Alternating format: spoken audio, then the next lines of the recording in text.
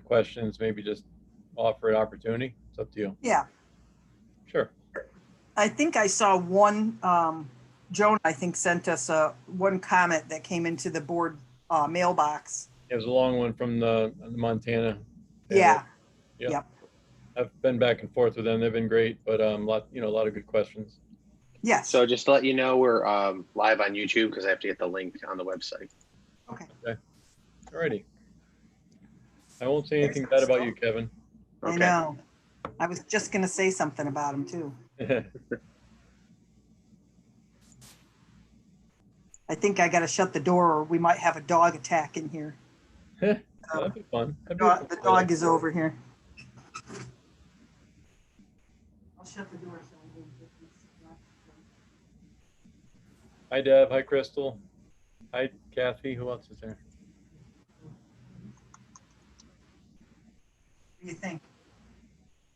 We'll try that. See if that will work.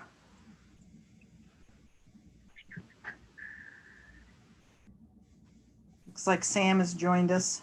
We can't talk bad about him either now. Well, Hey, I heard that. he's used to it. I do it in front of him, so I think it's fair. Gets me back. There he is.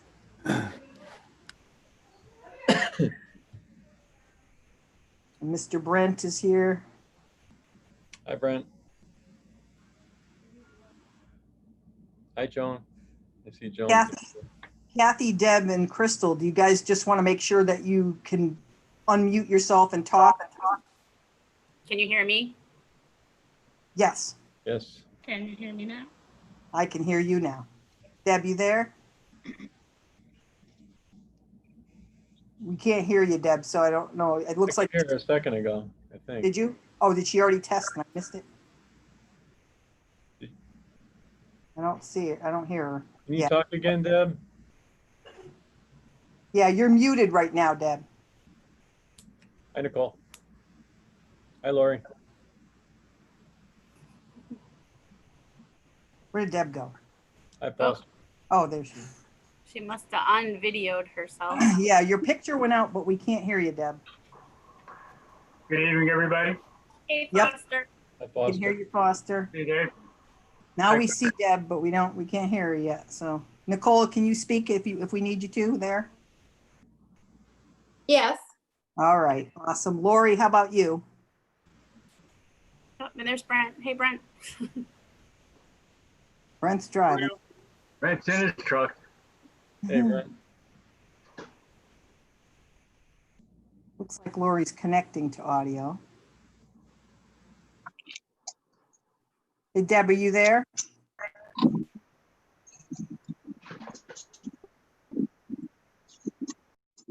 Brent, you're there, right?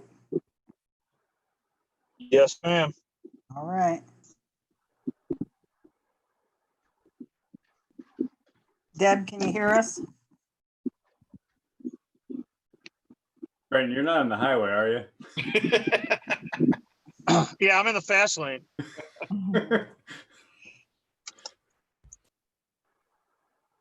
So now that it's 6:30, I'm gonna start the broadcast. You don't have to start the meeting right away. It's gonna let the people who signed up to join the meeting. Come in as attendees. Okay, thanks. Yep. Lori, can you speak? Can you unmute yourself? Because you're muted right now, Lori. You're still muted. How about now? Oh, there you go. Right. Okay. And Deb, how about you? Can you speak to us?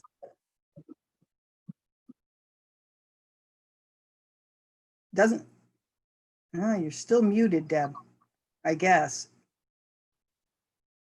It says you're unmuted, but we don't hear you. Yeah, that's weird.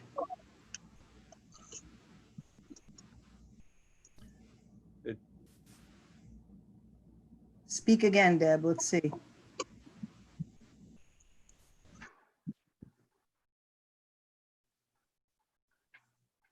What do you think, Kevin? Should she go back out and come back in? I don't see her moving her mouth. Is she talking? Yeah. Okay. He's talking, but we're not hearing. No, it's not going through. Is she on her phone? Yeah, it looks like it. Probably. She switched over, I think. It says connecting to audio right now, so let's hope. Can't hear you yet.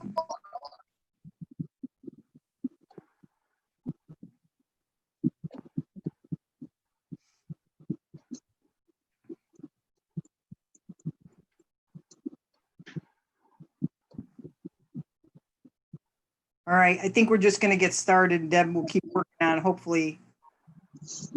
Might have to switch devices or something, Deb, but we're gonna get moving. So thank you all for gathering this evening. I think we also have some folks who are gonna wanna give some public comment. So I thank everybody for participating. And we will start this virtual meeting of the Plainville Board of Education, special meeting on Thursday, the 23rd. And it's 6:32 on my computer. So our first item on the agenda is the overview of school reopening plan. And I've told the superintendent that we want him to start from the beginning and tell the whole plan again. I'm joking. I told the superintendent to review where we're, what's been done so far, just kind of a quick review, so we don't have to reiterate the entire plan. So Mr. LePage, take it away. Thank you, Chairwoman Tyrell. Let me just, the volume's too high. So thank you. Yes, I just want to give a little recap on kind of how I started the webinars yesterday. I know many or all of you attended the webinars. There was one yesterday morning at 9 a.m. and one at 6 p.m.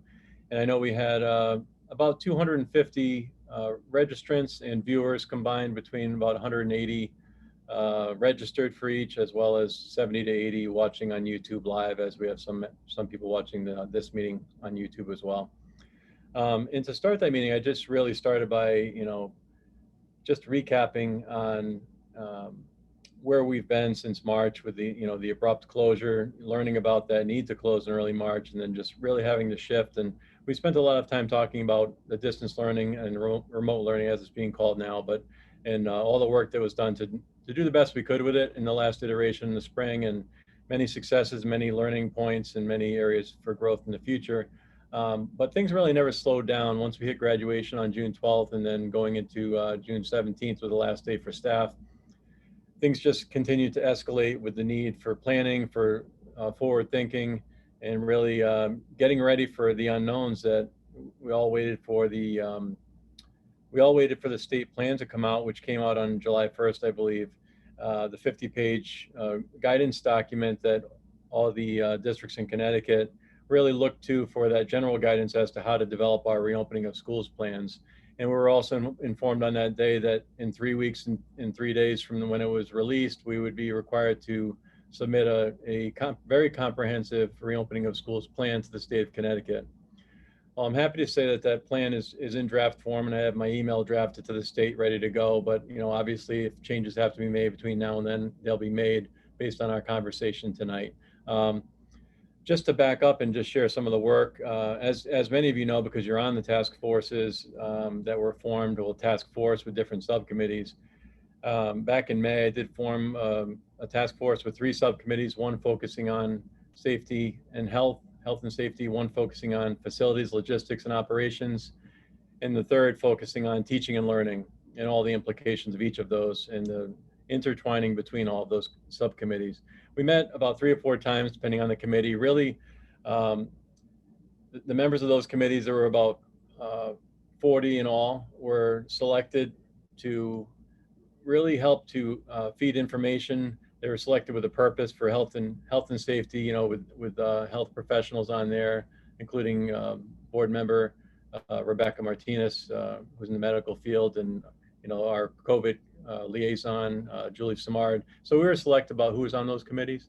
A lot of input and insight from families, from staff in that pre-planning process. And then when we got the plan from the state, we turned it up to the next level. And I really looked for specific feedback through a spreadsheet that I shared out with each of the core areas of the plan that was required, and feedback about how we're going to address those areas and things we need to think about.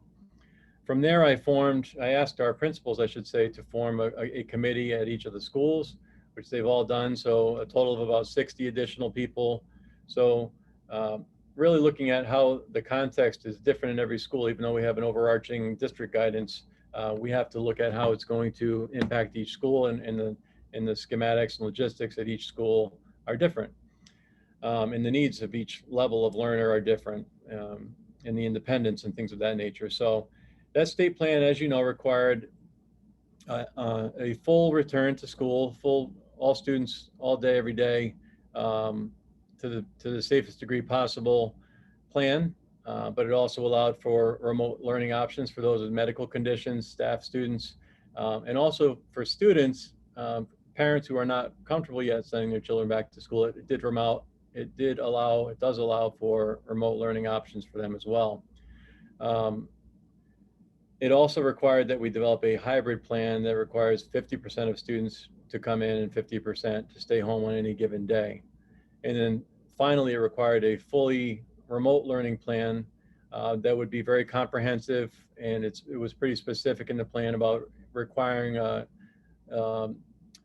recommended a balance of synchronous learning, which is in-person real-time learning, with asynchronous learning, which are assignments being posted and communication back and forth, but not live teaching, kind of like we're talking right now, like a class would be held as we're meeting right now.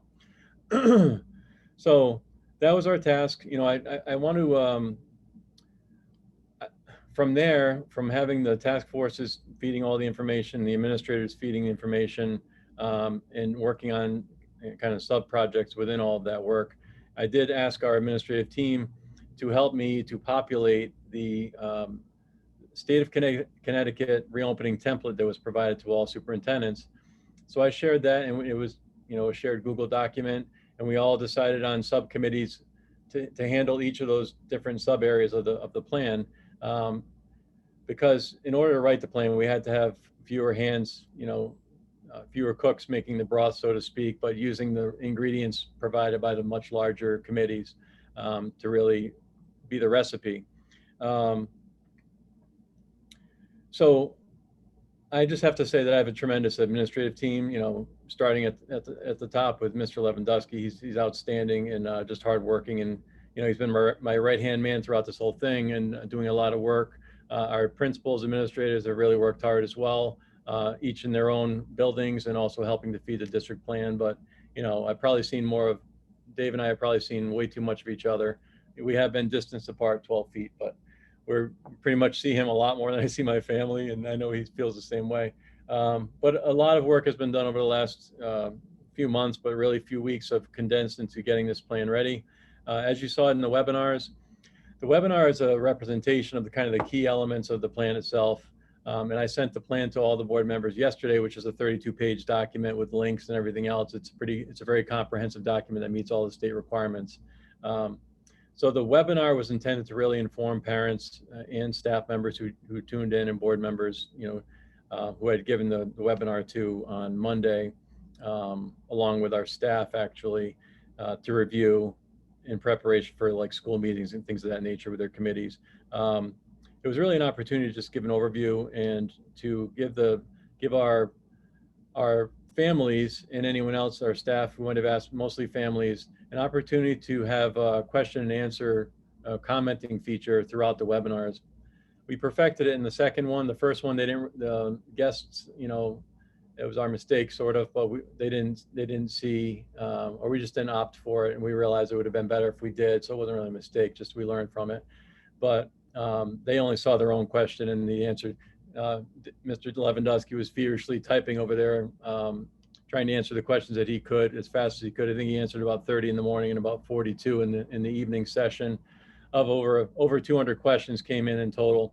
The problem with not seeing the other questions in the morning was that we had a lot of repeat questions or similar questions that in the evening, you would just have someone, I agree, what are you going to do about that? Or, or adding on to a question. So it was more complicated to synthesize and analyze today, pretty much all day, but it did provide that option, kind of like thought exchange, where you get to see what other people are thinking.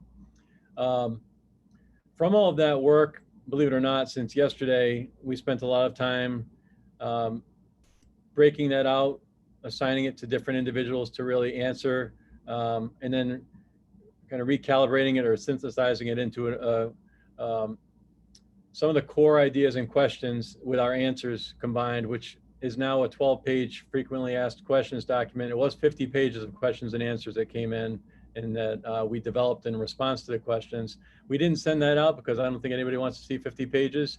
And I've answered probably 50 emails individually as well to families with really good questions, trying to stay on top of those as much as I can. And I'm glad I'm approachable in that way.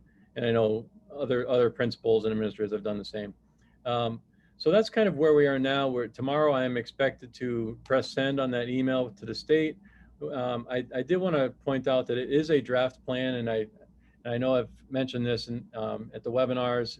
It was kind of a step back from original guidance that came out, and CABE had supported that the board should approve these plans. But then Tom Mooney was in direct opposition to that, saying that, and all the superintendents that I met with from the Hartford area also said, it doesn't make sense to have the Board of Education formally approve a plan that is very much likely to change several times between now and the start of school. You'd have to have a meeting and do a formal approval of any changes as we go. So I think it's really important that you're informed and involved in the process. But as far as approval goes, the guidance has been from the head educational attorney in the state that it's really not a good idea. So I hope that makes sense to everyone. There will be some things that will need to be approved. And I spoke with Chairperson Tyrell earlier. We were going to try to get some of them in on tonight, but we decided that it would be a good idea to post everything we need to have approved, including a recommendation for a change to the length of the student school year from 180 days to 177 days, which is allowable based on a waiver from the state this year, in order to provide training time for staff and potentially also students before they return. Primarily for staff, so they can do remote learning really well, so that they know the layout of their schools and everything's safe and organized, and they've had time to adjust and acclimate and prepare, and all the other needs that we'll have for training. So that'll be a proposal. We're hoping to do a pretty quick board meeting next week at some point that works for the group. In addition to that, I've had Dave looking into policies, because there are policies that need to at least temporarily change in order to accommodate the various health requirements and reporting requirements, and just basically COVID related changes to policy that have been recommended by Shipman and Goodwin. So it's a document I shared with you earlier today. We were going to look at that tonight, but we really need to do a formal process in order to expedite the process of formally adopting a policy. Currently our policy 9311 requires that there has to be a waiver. So we'd have to post that because it's a special meeting. We didn't post that. So we're going to put that on for the next meeting, where we proposing a waiver to policy 9311, and then proposing adopting these, it's 3 policies that Mr. Lewandowski has basically condensed from Shipman and Goodwin that will meet all of our legal needs to support our adjustments due to COVID. So I know that's a mouthful. Tuesday, the surveys will come out to all the staff and all the students. The staff's survey, if they are intending to not come back for a medical reason, there is a document that we have crafted that I believe I shared with you, and if I didn't, I will share it with you this evening. That it just gives the steps that they would need to take with our human resources director in order to express that they are unable to return to work. For students, in our last survey, we had 57% saying that they were planning on coming back at that time. That was on July 2nd. It was right after the plan was sent to all the families, and they didn't have our plan. It was a state guidance document. They 30% said they needed more information in order to make an informed decision. And then 13% said they were not likely to send their child back to school. So those are the numbers we were going on. We obviously can't go on those numbers now. A lot has changed. So now that they've had the webinars and the plan is going to go out, once it's seen tonight, it's going to go to the state.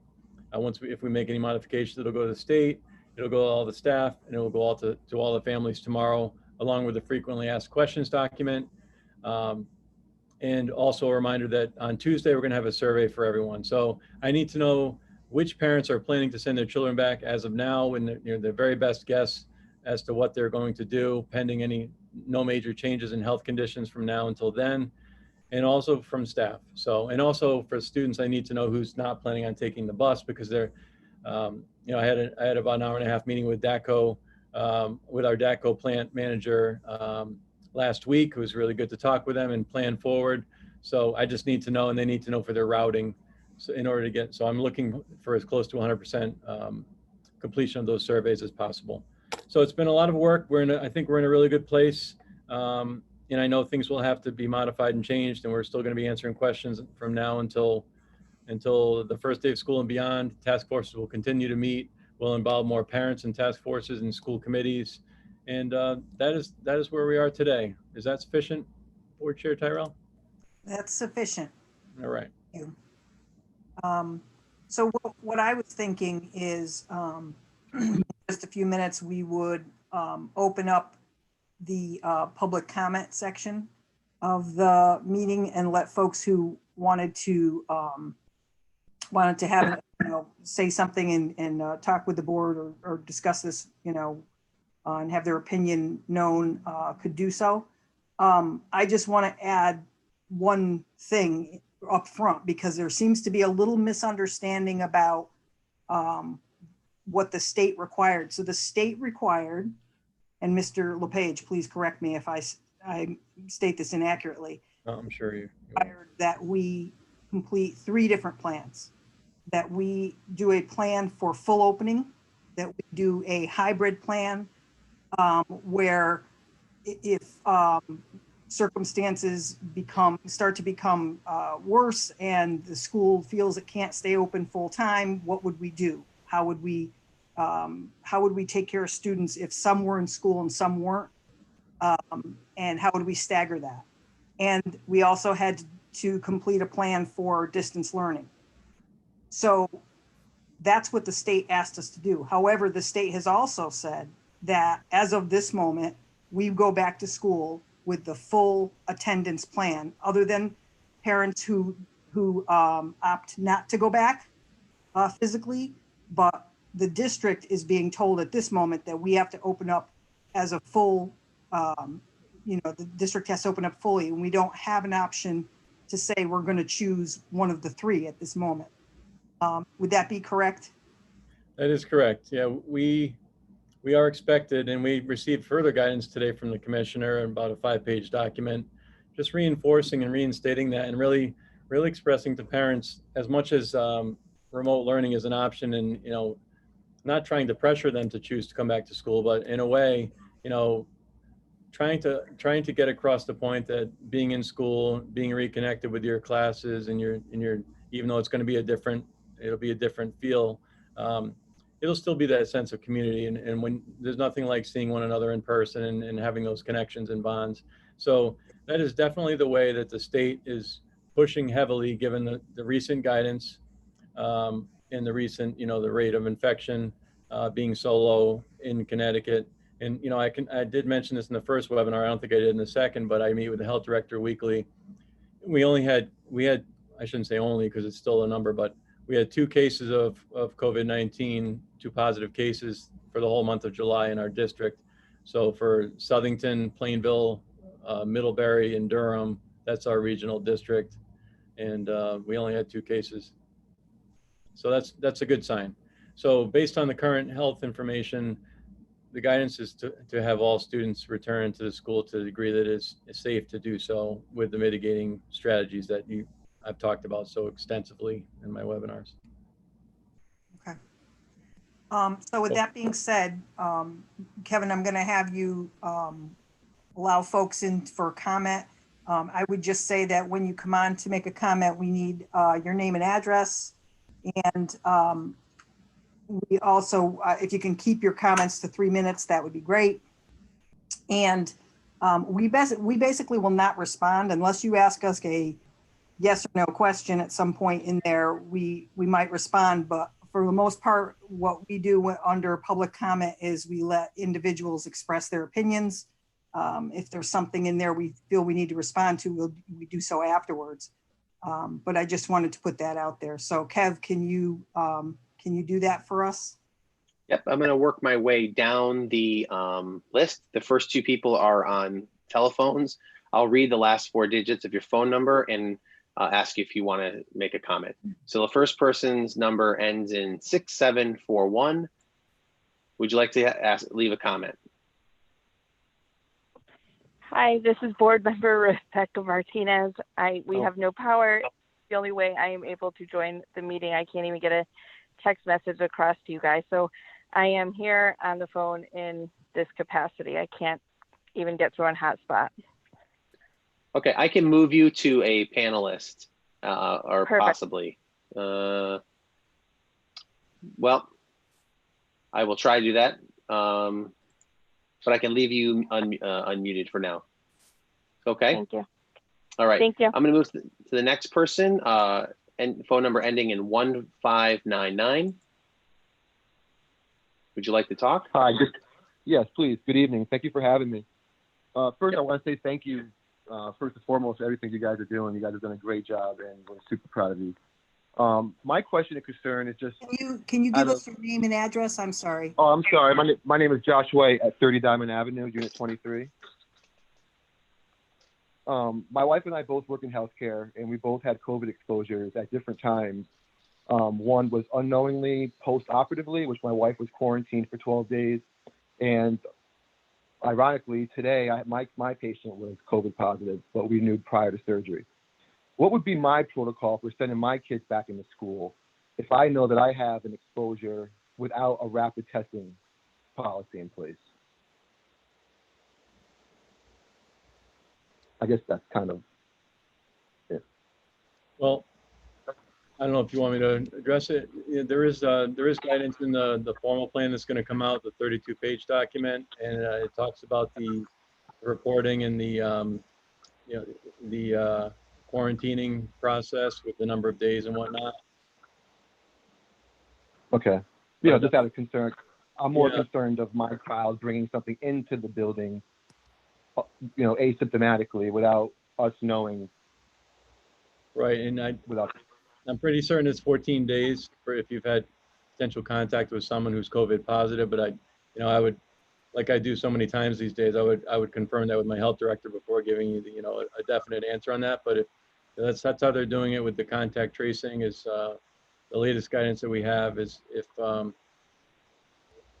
if you have symptoms, it's 10 days, at least 10 days, and then fever-free for 24 hours. But if you have had contact with someone who is COVID positive, it's 14 days, which is actually longer than someone who had symptoms, because you may develop symptoms in those first few days, and then you need to give it the full 14 days. So, without giving you a full medical, or a health director answer, I guess that's the latest that I know of, and it's in the plan. But I should have it memorized, to be honest with you, but I don't exactly. But I'm pretty sure that's accurate. Okay. But that's a good question. Yeah, no, it does answer the question in a way. Again, this is difficult. There's really no right answer at this point. Yeah. So, like if my child we don't know that exposure, and she's been in the classroom for 4 days, is that classroom affected? Are those children's parents affected? Is their job going to be affected? As we do contact tracing and we trickle down through that, hopefully we'll have rapid testing and we can be on top of this within 2-3 days. But no, I appreciate the time. And again, just want to thank you guys for what you're doing. You're doing all the right stuff. And thanks again. Thank you. Thank you for your comments.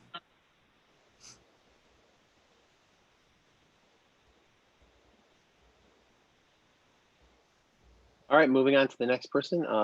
This is Felicia Mandeville. I'll allow you to talk if you have a comment. No, I'm just here. Okay, thank you very much. Hello. Hi, Felicia. Next is Jason or Laura Maganeso. I hope you say it better than I did. Would you like to make a comment? Jason or Laura? Looks like they're muted. Unmute. Talking permitted, it says.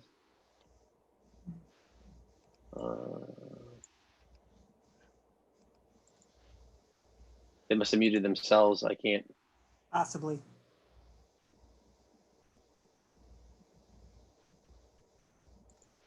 Maybe you go back to them or?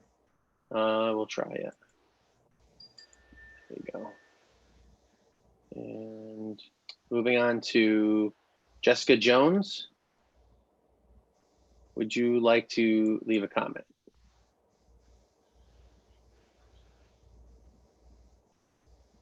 No comment here. Thank you. Okay, thank you.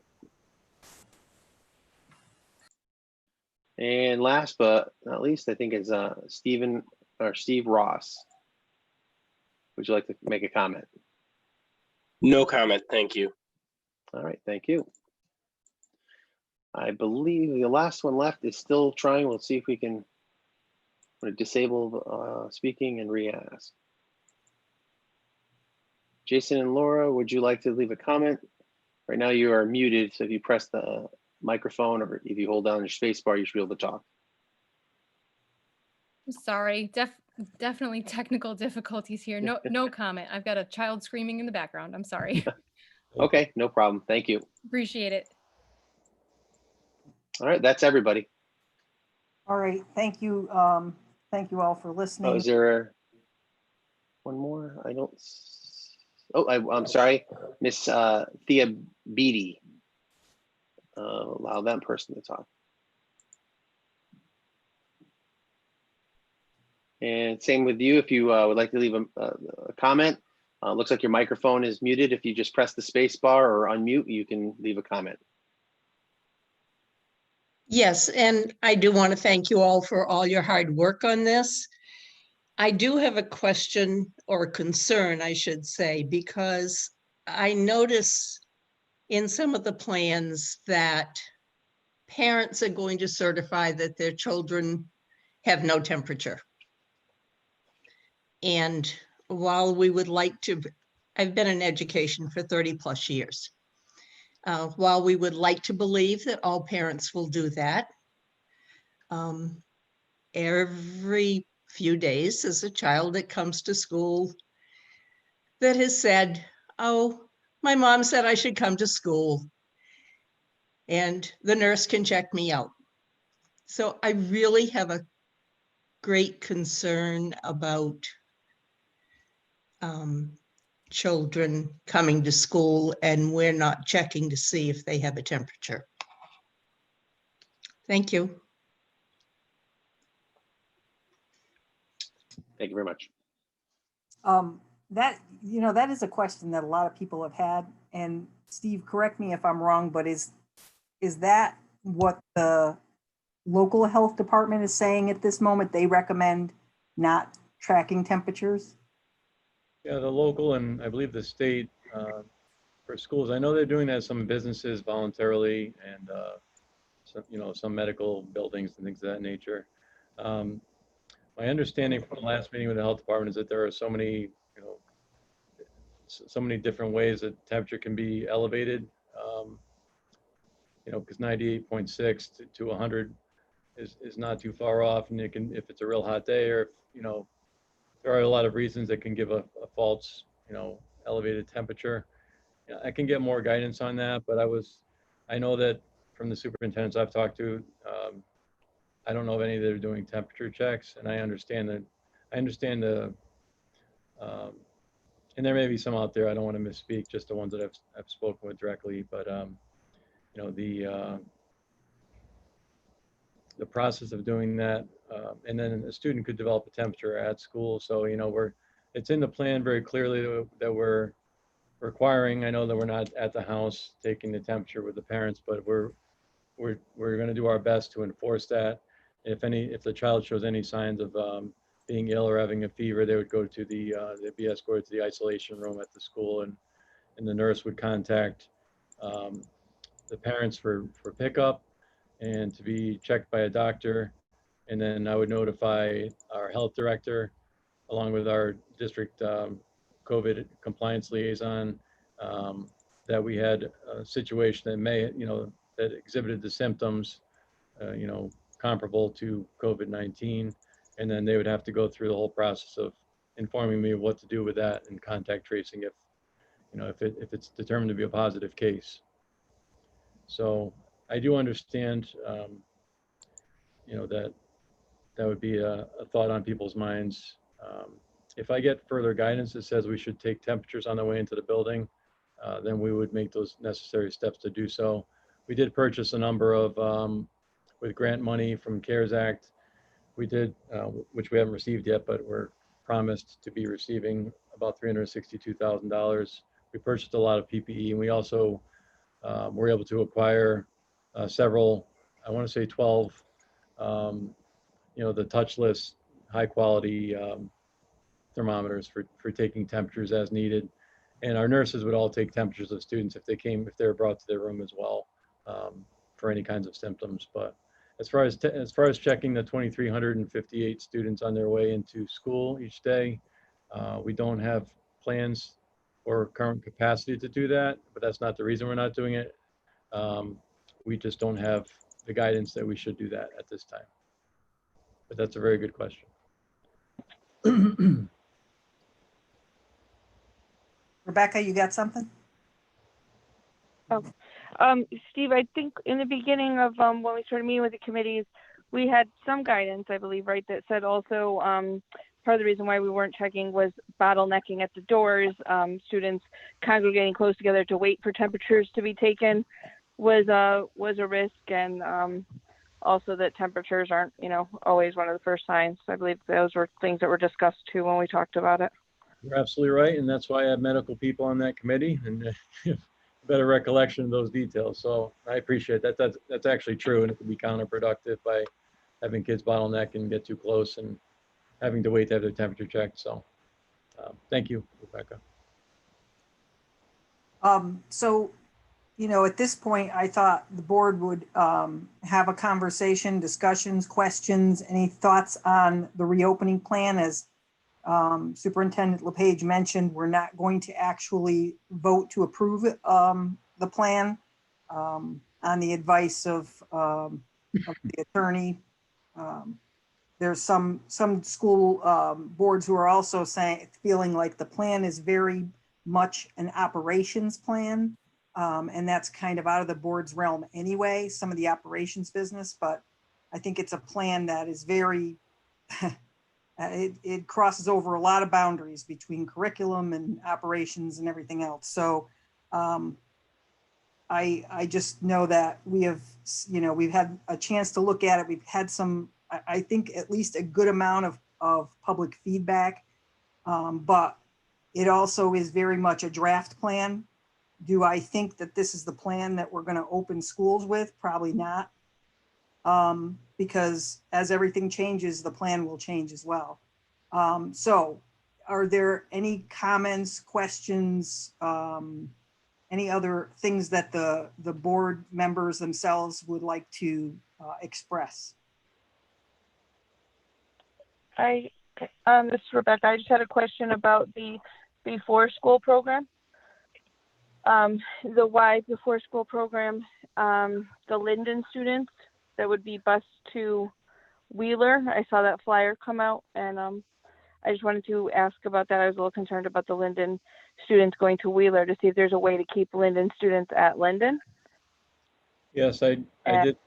That's a good question, and I did speak with Becky earlier, and I'm going to be following up with the YMCA to see if there's a solution to that, so we can minimize any mixing of cohorts. Yeah. Steve, I did have a conversation with Laura Presco today on that, because I was made aware of that concern.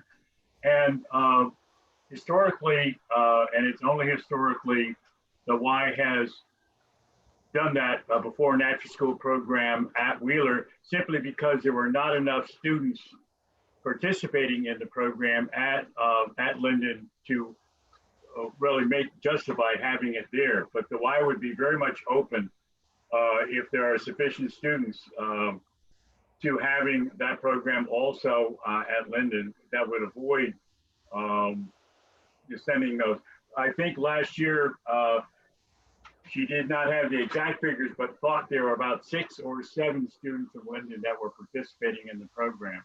And basically, it needs probably 10 or more to make it somewhat economic and justifiable for the Y. That probably could be negotiated, I think, but Okay, that's helpful. Thank you, Foster. I can follow up with it. Who would I follow up? Who would be best to follow up? I was contacted by, the person who runs it, Caitlin Buckus, runs the program, but she is on vacation until next week. But Laura Frisco is the exec. She's a relatively new exec and has been there primarily, since during the whole COVID problem. So she's not that attuned to past program, but she was very willing to work on that today, realizing that there are some issues with keeping cohorts and just mixing too many individuals that maybe could be avoided. sure, okay, thank you. I do have one quick question. The Connecticut guidelines said that we must have a health and safety compliance person. Am I correct in assuming that as you, Steve, the superintendent? I couldn't find it. It's actually not. It's Julie Samard. She's a registered nurse, and she's in her master's program for public health and or public administration, and she's very knowledgeable. So I asked her if she'd be willing to be that person. I'm still going to be the point person, and I'd be copied on any correspondence between her and the health director. But as far as compliance for the medical requirements, she's very knowledgeable. She's jumped right in, and she's been very good. So we're happy to have her. Of course, I'll be responsible for implementation of the planning in cooperation with her and our staff. But that is listed on our formal plan that I shared yesterday. But it's more prevalent on the template they sent out. It's right on the cover page, but it is within the first couple of pages of the actual. Okay, thank you. I must have missed it. I'm sorry. No problem. I'll find it and I'll tell you where it is. What building does Julie usually work in? Steve? Wheeler. Wheeler, okay. But I just want to make sure people don't think we hired a separate nurse with, this wonderful experience just for this purpose. And she's actually part-time because she's doing her master's program. So she's working on a kind of an hourly, capped at a certain number of hours, but I'm certainly willing to extend that and hopefully use grant money to support that, but she's put a lot of time in. So she's been very good. That's an awesome resource. Yes, it is. Is there any other board members with questions or thoughts or? Steve, it's Rebecca. Yep. The only other question I had is, I know we did discuss this during the meetings, and I can completely understand why you would want to narrow down the list of signs and symptoms as such things as muscle aches. You could have somebody with that daily, but I did notice a lot of corporations. I know Hartford Healthcare as an entity in whole, and I know some summer school programs are using 7 signs and symptoms, the GI ones, the nausea, vomiting, diarrhea, with the cough, shortness of breath, fever, and sore throat. Why was the final decision to go to the 3? Because I do know a lot of people do present with GI first. Yes, that's a good question. And I went back and forth internally what we should use. And I did call Shane Lockwood, our regional health director, and he gave me the guidance that I should use the 3. That's what they've been telling municipalities to use and post outside of their doors. I was a little bit surprised, because I know the list has expanded, but I was also, kind of hopeful that, we'd be able to discern between, eating too much at breakfast or, running too much the day before. There's so many things that could lead to all those symptoms. I can see a chain reaction of so many symptoms, but I completely understand where you're coming from, the expanded symptoms. So I will follow up again just to confirm that that is still the best guidance and that what other districts are using as well. We're trying to get all of our, and I'm understanding that the state director is going to be sending out some more clear guidance as well. So another reason this is a draft plan, but the regional directors have been trying to get some clarity at the state level, and there's been some expressed frustration on certain items. So we're expected to get some more clarifying guidance in the very near future, hopefully next week. So if there's any update to that, if that's the best practice, then I'll amend the plan accordingly. But that was why I made that decision. Wonderful. Thank you. Thank you. I'll just mention that we also received a couple of communications from parents through the Board of Education email. And I believe if you go to the school district website, that it's a pretty easy, like click the button and send something to the Board of Ed. So I don't think it's hard to find. So if anyone wants to communicate with us that way, you can always do that as well. Any further thoughts or questions on the plan? So because we're not actually going to vote on it, what I would like to do though is, I don't know, maybe just a verbal support of the plan. I mean, I don't know. It feels weird not to approve it yet say, you know, to send it on. I guess maybe we shouldn't do that because that's going to be construed as a vote. I don't know. All right, never mind. That was just my musings in my head here. So what my thought is that the plan as it is, as the draft plan that we currently have, following the guidance we have at this exact moment in time, we'll go on to the state tomorrow to meet the deadline, and fully expect that we will probably be revisiting it as time goes on, as we get a little closer. The most important thing I think that we want to emphasize is for planning purposes and for us to really be able to determine how this is all going to work, what we really need is parents to respond to the survey that is going to be sent out on July 28th, right? So the survey is going to be sent out Tuesday, July 28th, and the expectation is that you want it back on by the 31st. The 31st. And so whatever way possible that we can, we need to make sure that is aware of the importance of doing that. And remind us, Steve, is it if I have 2 children, am I responding twice?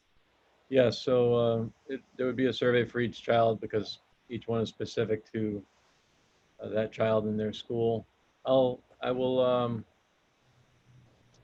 do a phone call with directions as well as a text message and also an email. So I'll do all 3. Awesome. And lastly, and this is the last thing I will say about the plan directly, is that every single building is very different. So where the rubber is really going to hit the road is kind of at the building level. So I know there are parents who and staff who have questions about exactly how things are going to work. And really, it's at that level that you're going to get the best answers for your specific situation.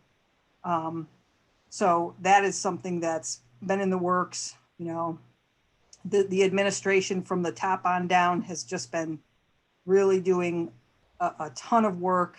And, you know, this is the most difficult thing that administrations and superintendents and boards have had to deal with in probably the future, you know, and probably back in history as far as we can go.